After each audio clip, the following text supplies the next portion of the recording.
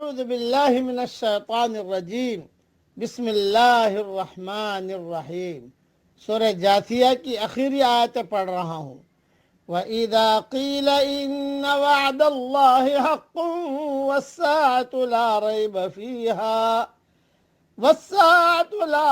فِيهَا قُلْتُمْ مَا نَدْرِي مَا السَّاعَةُ إِن نَّظُنُّ إِلَّا ظَنًّا وَمَا نَحْنُ بِمُسْتَيْقِنِينَ۔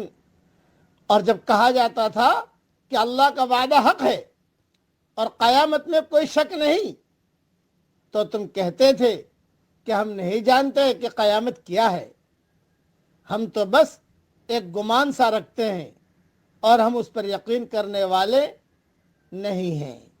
وَبَدَا لَهُمْ سَيِّئَاتُ مَا عَمِلُوا وَحَاقَ بِهِم مَّا كَانُوا بِهِ يَسْتَهْزِئُونَ، اور ان پر ان کے اعمال کی برائیاں کھل جائیں گی اور وہ چیز ان کو گھیر لے گی جس کا وہ مذاق اڑاتے تھے۔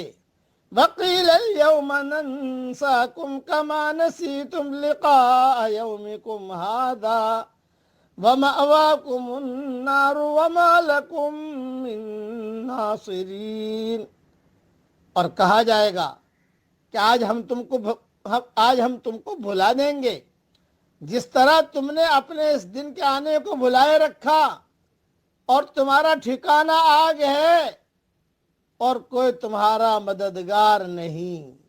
ذَلِكُمْ بِأَنَّكُمُ اتَّخَذْتُمْ آيَاتِ اللَّهِ هُزُوًا وَغَرَّتْكُمُ الْحَيَاةُ الدُّنْيَا، اور یہ اس وجہ سے کہ تم نے اللہ کی آیتوں کا مذاق اڑایا اور دنیا کی زندگی نے تم کو دھوکے میں رکھا۔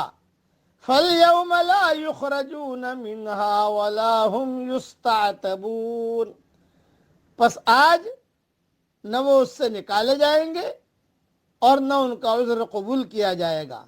فَلِلَّهِ الْحَمْدُ رَبِّ السَّمَاوَاتِ وَرَبِّ الْأَرْضِ رَبِّ الْعَالَمِينَ، پس ساری تعریف اللہ کے لیے ہے جو رب ہے آسمانوں کا اور رب ہے زمین کا، رب ہے تمام عالم کا۔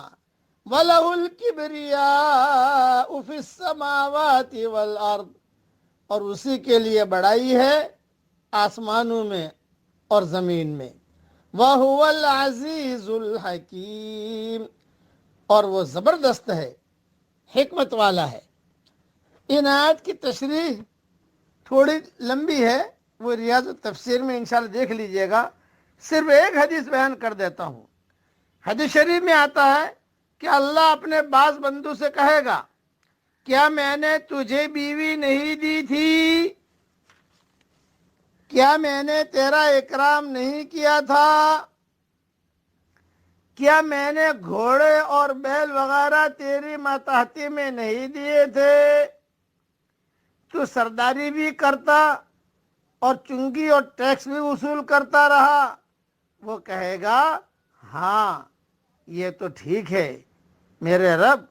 اللہ تعالیٰ اس سے پوچھے گا کیا تجھے میری ملاقات کا یقین تھا؟ وہ کہے گا کہ نہیں۔